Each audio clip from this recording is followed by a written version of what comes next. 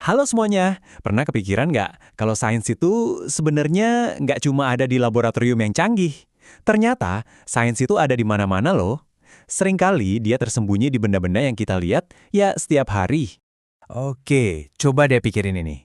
Apa coba persamaannya paku besi, buah mangga, sama setangkai bunga mawar? Kedengarannya kayak teka-teki yang aneh ya, tapi percaya deh, ketiganya punya hubungan.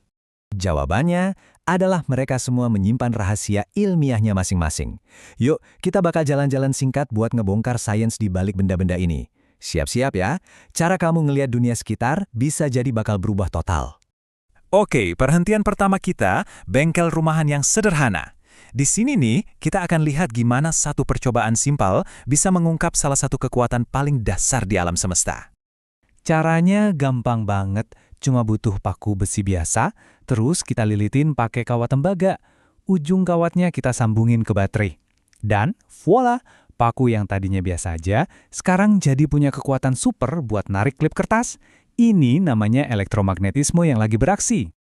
Nah, sekarang pertanyaannya jadi lebih seru. Gimana caranya biar magnet buatan kita ini jadi lebih kuat? Biar dia bisa ngangkat bukan cuma satu tapi banyak klip kertas sekaligus. Ada yang tahu? Ternyata rahasianya ada di jumlah lilitan kawatnya. Simpel banget kan? Semakin banyak lilitan tembaga di paku, semakin kuat medan magnetnya. Jadi lebih banyak lilitan sama dengan kekuatan yang lebih besar. Prinsip sederhana ini, kalau skalanya digedein, itu jadi dasar buat teknologi canggih kayak kereta super cepat maglev. Oke, dari bengkel, sekarang kita pindah ke dapur. Kita mau lihat sulap kimia yang terjadi kalau dua bahan dapur yang umum banget dicampurin.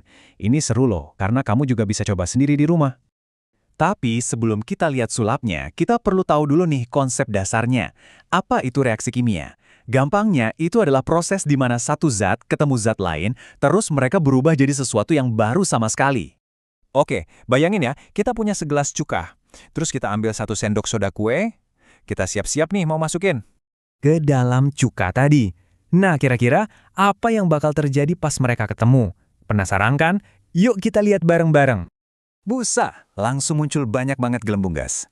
Dan bukan cuma itu, kalau kamu pegang gelasnya, rasanya jadi lebih dingin. Ini karena reaksinya menyerap panas dari lingkungan sekitar. Dua tanda ini, gelembung gas dan suhu yang turun, itu bukti kalau reaksi kimia baru aja terjadi di depan mata kita. Keren ya? Nah, ngomongin soal kimia, salah satu hal paling mendasar yang dilakuin ilmuwan itu adalah mengidentifikasi zat. Dan ternyata, kita juga bisa loh jadi detektif kimia pakai alat super simple, kertas lakmus. Cara kerjanya gampang kok. Kalau dicelupin ke larutan asam, lakmus biru bakal berubah jadi merah. Sebaliknya, kalau kena basa, lakmus merah yang berubah jadi biru. Kalau dua-duanya nggak berubah warna, berarti netral. Dari tabel ini kita bisa langsung tahu. Larutan A itu asam, B itu basa, dan C itu netral. Simple. Coba kita fokus ke larutan B. Tadi kan hasilnya dia itu basa. Nah, contoh basa di kehidupan kita sehari-hari itu apa ya? Jawabannya, sabun. Yup, sabun cair yang kita pakai buat cuci tangan itu sifatnya basa. Tuh kan, kita baru aja nyambungin hasil tes di lab sama benda di kamar mandi kita. Kita masih di dapur nih. Kali ini kita mau mecahin teka-teki, kenapa cuma dengan mengubah cara motong bahan, proses masaknya bisa jadi jauh lebih cepat. Coba bayangin kamu lagi bikin asinan mangga. Kamu siapin 2 toples, yang satu diisi potongan mangga yang gede-gede, yang satu lagi diisi potongan mangga kecil-kecil. Menurut kamu mana yang bumbunya bakal lebih cepat meresap dan jadi asinan duluan? Jawabannya sudah pasti yang potongan kecil. Kenapa gitu? Karena potongan yang lebih kecil punya total permukaan yang lebih luas buat bersentuhan langsung sama bumbu asinannya. Akibatnya proses peresapan dan reaksinya jadi makin ngebut. Nah, konsep ilmiah di baliknya itu namanya luas permukaan.